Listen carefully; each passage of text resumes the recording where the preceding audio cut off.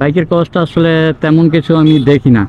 অনেকেই ভাবে যে একটা স্টুডেন্ট বাইক কিনে বাইকের খরচ চালাতে পারবে কি না, শুধু তেল আর ইঞ্জিন অয়েলটা ভরলেই আপনার বাইক চলবে, আর কিছু লাগবে না।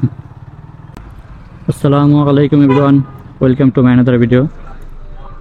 তো আজকের ভিডিওটিতে আলোচনা করব একটি বাইকের পেছনে মান্থলি কত টাকা কস্ট হয়, অর্থাৎ বাইকের মেনটেনেন্স খরচ কত হয় এক মাসে।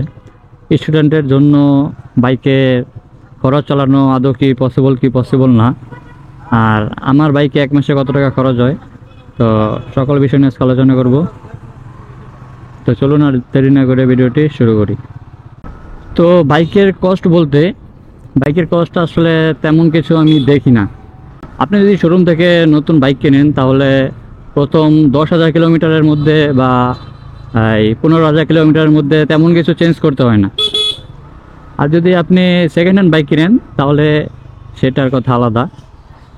তো আমার বাইক কয় হাজার কিলো হয়েছে, আমার বাইক এই যে 9,015 কিলোমিটার রানিং।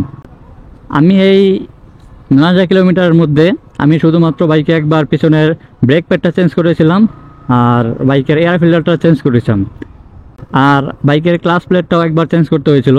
এটা আমার ভুলের কারণে হয়েছিল, কারণ আমার ক্লাচটা খুব টাইট ছিল, যার কারণে আমার ক্লাচ প্লেটটা খুব জলদি ক্ষয় হয়ে যায় এবং আমাকে এটা চেঞ্জ করতে হয়।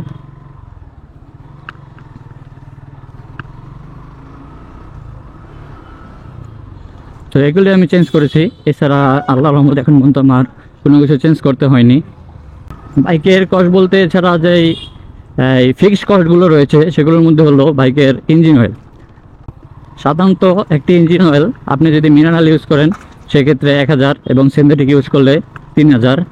মিনারেল ইঞ্জিন অয়েলের প্রাইস হয়েছে 600 থেকে 700 টাকা এবং সিনথেটিকগুলোর প্রাইস থাকে 1500 টাকার মতো। আপনি যদি প্রতি এক মাসে 1,000 কিলোমিটার চালিয়ে থাকেন সেক্ষেত্রে আপনার প্রতি মাসে একবার চেঞ্জ করতে হবে।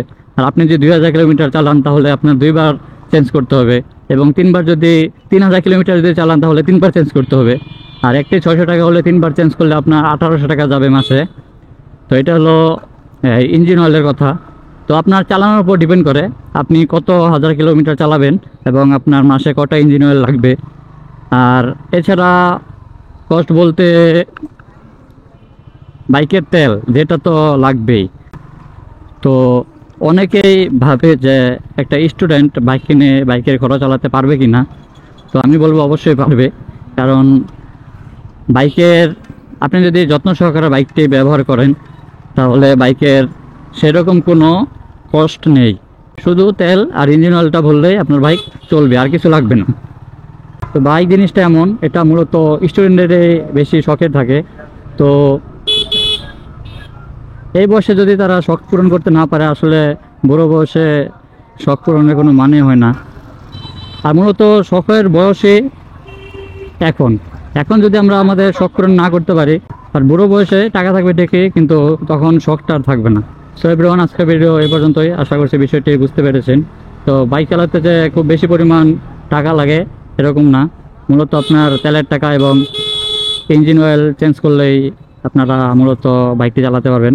আর ইঞ্জিন অয়েল যে রেগুলার চেঞ্জ করতে হবে এরকম না, আপনার হয়তো বা মাসে একবার চেঞ্জ করতে হতে পারে বা সর্বোচ্চ 2বার চেঞ্জ করতে হতে পারে।